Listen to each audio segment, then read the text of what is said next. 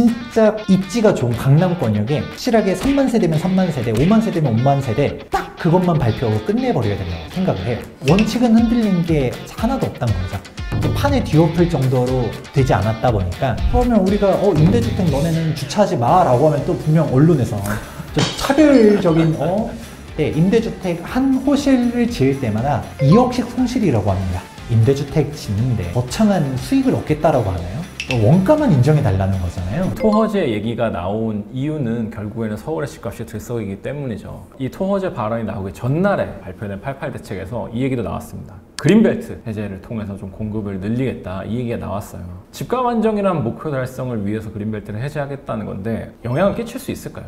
결론부터 말씀드리면 효과가 있는 부분도 있지만 사실 없는 부분도 있다. 5만 세대예요, 3만 세대예요 라고 한다 하더라도 얘가 진짜 언제 입주하지? 현실적으로 생각해 보다 보면 그냥 최소 10년이거든요. 이미 지금 상기 신도시 스케줄 보다 보면 이미 다 인식을 하고 있잖아요. 아직도 토지 보상도 안 되고 있고 지작물 조사 맨날 주민들이 반대해가지고 잘 못하고 있고 그런 걸 생각해 보면 영향은 있겠죠. 근데 그게 언제냐라는 걸 생각해 보면 한참 뒤기 때문에 지금 당장 실질적인 영향을 주지는 못한다 라는 게 첫 번째고요. 그러면 두 번째로 그래도 10년 뒤라 하더라도 결국 공급이 이루어지게 되면 사실 파급력은 있거든요. 우리가 서울의 재개발 재건축은 구도심에서 움직이는 만큼 빈택지에다가 우리가 1만 세대 입주 이가 아니잖아요. 대표적으로 우리 송파 헬리오시티 생각해보면 그때 당시 언론에서 1만 세대 입주 폭탄! 헬리오시티의 헬이 지옥이다!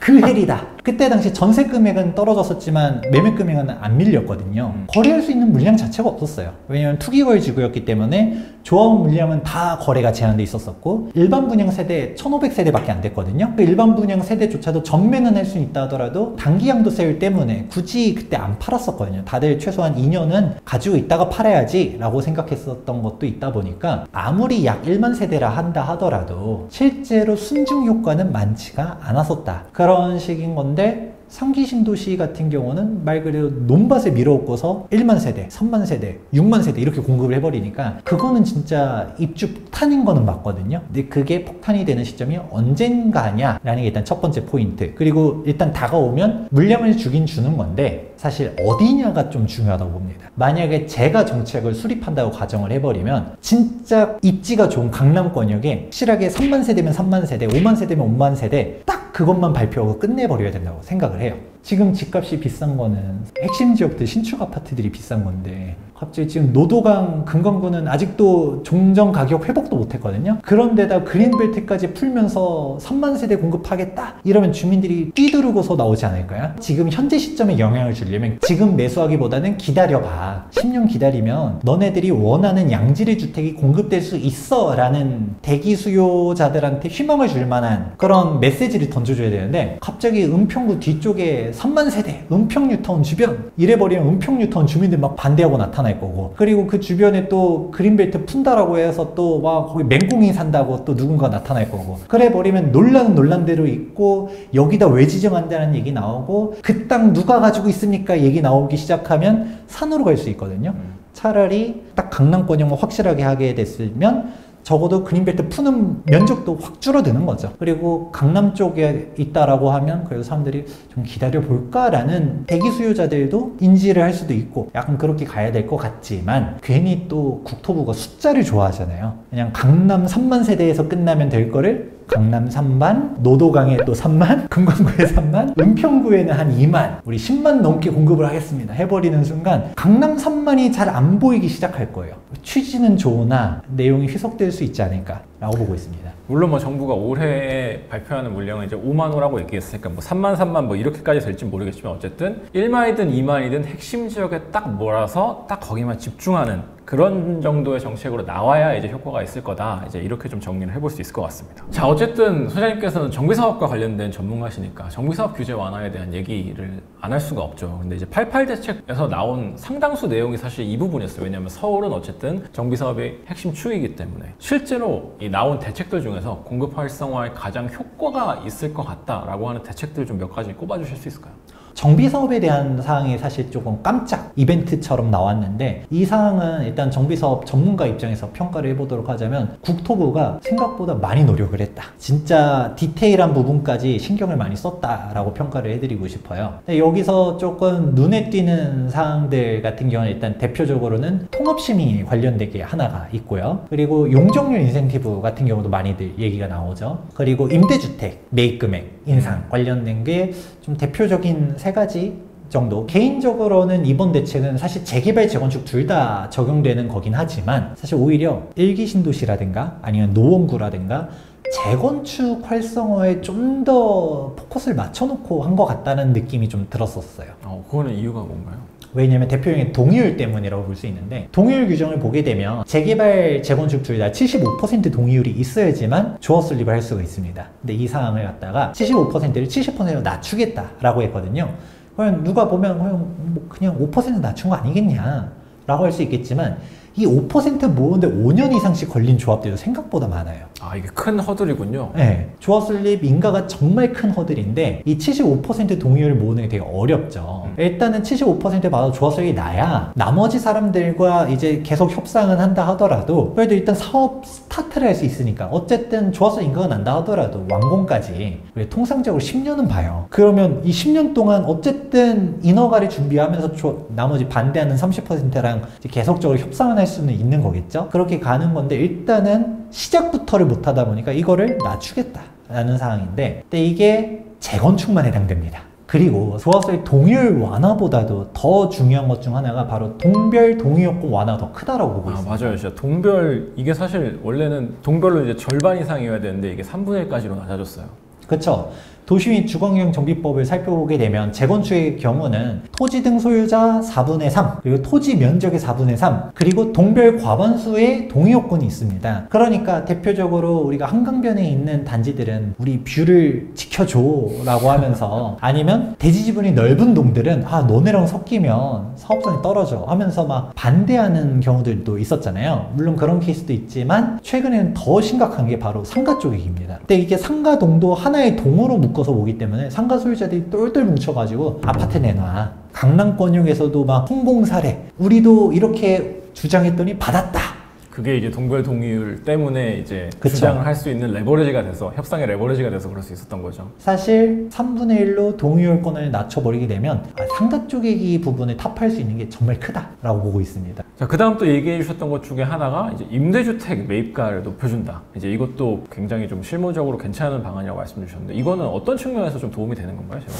정확하게는 안 해준 것보단 좋긴 한데 아쉽다에 가깝거든요. 임대주택 매입 가격이 문제가 있는 거는, 사실 이게 표준건축비, 기본형 건축비에 대한 기본 개념을 알고 계시면 좋을 것 같아요. 표준건축비는 임대주택 매입 인수 가격을 표준건축비로 가는 거고, 기본형 건축비 같은 경우는 우리가 분양가 상한제 심사할 때 나오게 되는 그 기준 가격이거든요. 근데 이거를 표준건축비가 하도 원가도 안 된다라고 얘기를 하다 보니까 기본형 건축비로 바꾸겠다고 했어요. 근데 정확하게 기본형 건축비로 바꾸는 게 아니라 기본형 건축비의 80%로 가겠대요. 그러니까 사람들이 그러면 이게 감이 잘 안 오니까 표준건축비 1.4배래요. 그러면 표준건축비 하던 것보다는 좀 더 많이 해주겠구나, 지금보다 40%는 더 받겠구나. 더 받겠구나 라고 하니까 일단은 좋은 거긴 합니다. 안 해준 것보다는 좋은 거긴 한데, 근데 사실 조합 입장에서는 이것도 불만이 많아요. 왜냐면 원가 인정이 안 되기 때문에. 그럼 표준건축비가 얼마냐라고 보게 되면 그냥 제곱미터당 100만 원 정도 됐었거든요. 그러면 평당 따지면 한 130만 원 정도. 굉장히 낮네요. 네.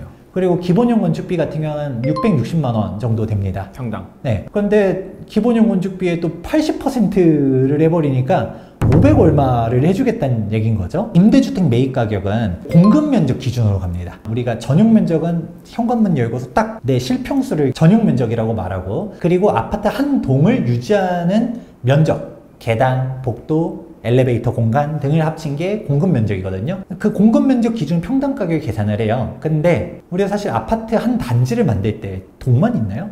아니죠. 기반 시설도 있고 주차장도 있고. 그렇죠. 네. 대표적인 게 주차장. 지하 주차장 공사 비용이 장난 아니거든요. 위로 3계층 올리는 게 지하 1계층 파는 비용이라고도 얘기하잖아요. 지하로 파는 게 팔수록 3배 넘게 공사비가 들어가는데, 지하 주차장 매입 비용 안 줘요. 그러면 우리가 농담 반 진담 반으로 임대주택 사람들 주차 못하게 막 다 차량 가로막았어요. 아, 그러니까 임대주택 그 한 호에 대한 매입비를 계산할 때 이게 공급 면적 기준으로 한다는 거죠. 그러니까 주차장 면적은 포함이 안 된 걸로. 그걸 맞습니다. 네. 즉 계약 면적으로 가야 되는데 공급 면적으로 계산을 하다 보니까 그러면 우리가 임대주택 너네는 주차하지 마라고 하면 또 분명 언론에서 저 차별적인 자기들만의 인성이 글러먹은 이렇게 얘기할 거면서 왜 매입 가격은 헐값으로 매입하고 올려준 거는 안 올려준 것보다는 난데 결국 원가도 안 된다. 그래서 조합 관계자분 얘기로는 지금 계산을 해봤을 때 임대주택 한 호실을 지을 때마다 2억씩 손실이라고 합니다. 아, 그런 사업장도 있다. 임대주택 짓는데 거창한 수익을 얻겠다라고 하나요? 원가만 인정해 달라는 거잖아요. 근데 이제 그것도 아니니까. 그것도 아니다 보니까 이제 말들이 많이 나오는 거고, 그럼 연달아서 보게 되면 아까 용적률 인센티브도 제가 중요하다라고는 했지만 이것도 사실 뚜껑을 까보면 그게 좋지 않은 상황들도 나오는 게 용적률 인센티브는 공짜가 아니에요. 임대주택 짓는 것마다 마이너스가 나다 보니까 막상 용적률은 높아지긴 했는데 분담금 계산하다 보니까 별로 안 줄었어 하는 상황이 나오는 곳들이 등장하더라. 88 대책에서 나온 뭐 정책들 지금 뭐 이제 비판적으로 말씀해 주시긴 했지만 어쨌든 이전보다는 훨씬 더 이제 나아질 거란 말이죠. 근데 물론 이것도 입법을 통해서 실현해야 되는 사안이 많아서 두고 봐야 하긴 하겠지만 실제로 만약에 이런 정책들이 현실화된다면 좀 재건축 재개발 희망이 좀 생기게 되나요? 이 대책대로만 간다라고 하면 저는 사업성이 충분히 개선이 될 거라고 보고 있습니다. 대표적으로 재건축 같은 경우는 재건축 초과이익 환수제가 있거든요. 이 재건축 초과이익 환수제가 말도 많고 탈도 많은데 이게 있는 한에서는 솔직히 재건축하기 쉽지가 않아요. 이 재건축 초과이익 환수제를 박성호 국토교통부 장관님께서 구두로 막 폐지가 필요하다라고 말하겠는데 이번에 대책으로 명확하게 명시를 해놨거든요. 폐지 이미 입법 발의했고 이걸 잘 추진해 나가겠다라고 했는데 오히려 재건축 같은 경우는 솔직히 다른 거 제가 아까 뭐 임대주택 빵값 인정해 주세요라고 한 거는 그냥 고맙긴 한데 좀만 더 해줬으면 좋겠어요의 느낌인 거지. 근데 재건축 초과이익 환수제 하나만 해결된다 하더라도 재건축은 이제 획기적으로 움직일 수 있는 현장들이 많아진다. 재개발 같은 경우도 사실 재개발이 동의 요건 맞추긴 더 어려운데 조금 더 욕심을 내버리면 재개발도 동의율 70%를 같이 낮춰주면 어떤가 라는 사항까지 하나 더 얘기해 보도록 하겠습니다.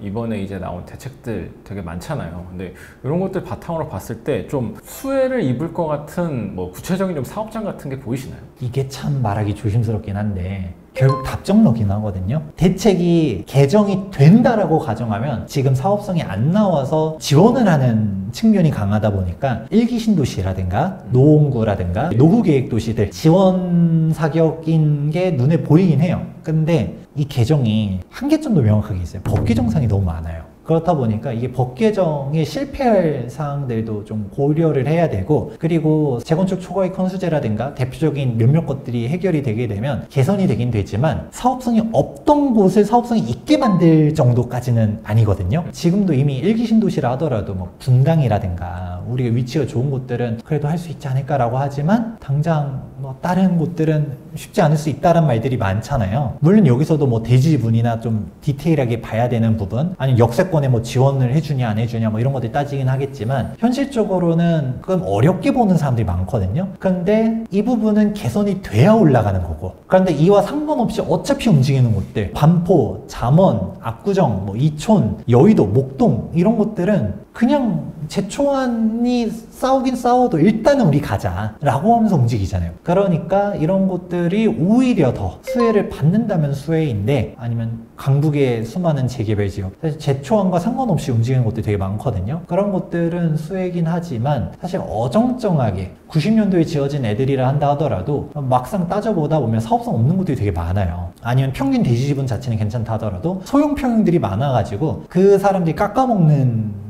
면적들도 많고, 이런 곳들은 조금 입지 분석을 잘 해야 된다. 원칙은 흔들린 게 하나도 없단 거죠.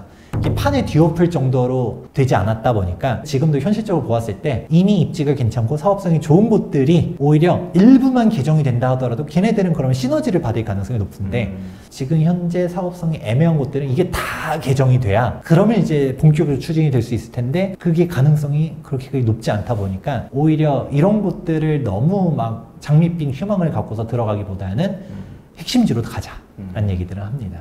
결국에는 이번을 통해서 수혜를 볼 곳은 안 그래도 잘 되고 있는 곳들, 보통 그런 곳들이 더 수혜를 잘 볼 가능성이 높다, 이제 이런 말씀이시군요. 예, 이렇게 해서 오늘 김재경 소장님 모시고 긴 이야기 나눠봤습니다. 뭐 토허제 확대부터 이제 88 대책에 포함한 정비사업 대책에 대해서까지 얘기를 나눠봤습니다. 오늘 귀한 시간 내주셔서 감사합니다. 저희는 이만 인사드리겠습니다. 감사합니다.